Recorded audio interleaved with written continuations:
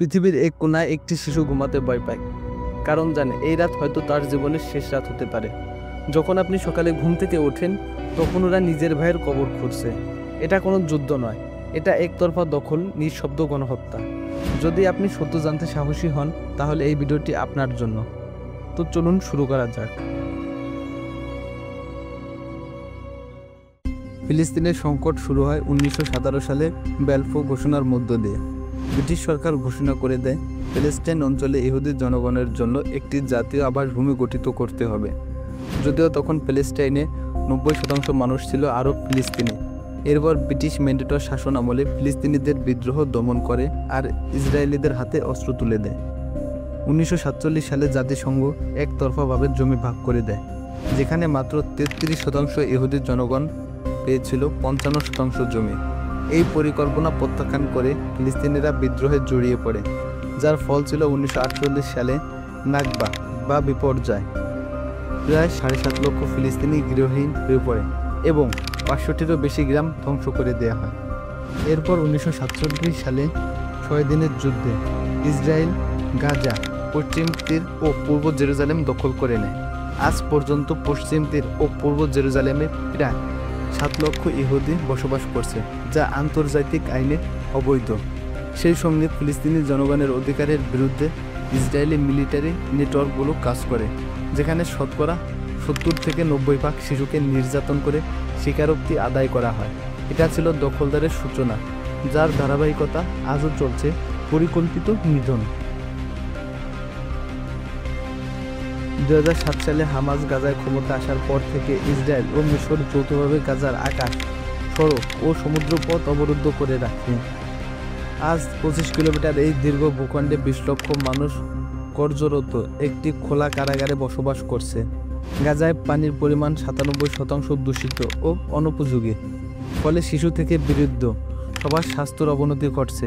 দিনে গড়ে 2 থেকে 4 ঘন্টা বিদ্যুৎ সরবরাহ থাকে, যা হাসপাতাল, পানির পাম্প ও স্কুল সবকিছু বিপদগ্রস্ত হয়ে পড়েছে। চিকিৎসা ব্যবস্থা ধ্বংসের মুখে, নেই পর্যাপ্ত পরিমাণে ওষুধ, অক্সিজেন, আইসিইউ বা অস্ত্রোপচারের সুব্যবস্থা। 2024 থেকে 25 সালের বোমা হামলায় নিহত হয়েছে 57,000-এর বেশি মানুষ, যার অধিকাংশ শিশু ও নারী। প্রতি 10 মিনিটে একজন শিশু আহত বা নিহত হচ্ছে। এই পরিসংখ্যান এটি গণহত্যার ইঙ্গিত দেয়। ধ্বংস হয়েছে শতাধিক স্কুল ও বিদ্যালয়, ফলে ফিলিস্তিনি তরুণ প্রজন্ম শিক্ষা ব্যবস্থা ভেঙে পড়েছে। খাদ্য সংকট ও ভয়াবহ রূপ নিয়েছে। প্রায় 18 লক্ষ মানুষ গৃহহীন হয়ে পড়েছে। এখন তারা আশ্রয় নিয়েছে স্কুল বা রাস্তায়। গাজা এখন কেবলমাত্র যুদ্ধক্ষেত্র নয়, এটি হয়ে উঠেছে মানবতার শেষ সীমানা।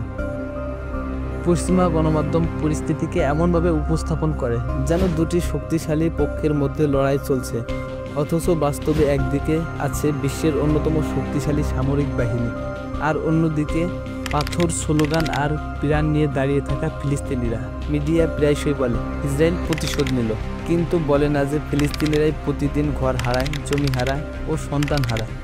2022 সালে আল জাজিরার সাংবাদিক শিরিন আবু আখলেকে গুলি করে হত্যা করা হয়, যদিও তার গায়ে স্পষ্টভাবে প্রেস লেখা ছিল। যুক্তরাষ্ট্র প্রতি বছর ইসরায়েলকে প্রায় $4 বিলিয়ন সামরিক সহায়তা দেয় এবং 2024 সালে যুদ্ধ চলাকালে প্রায় $18 বিলিয়ন অস্ত্র সহায়তা পাঠানো হয়।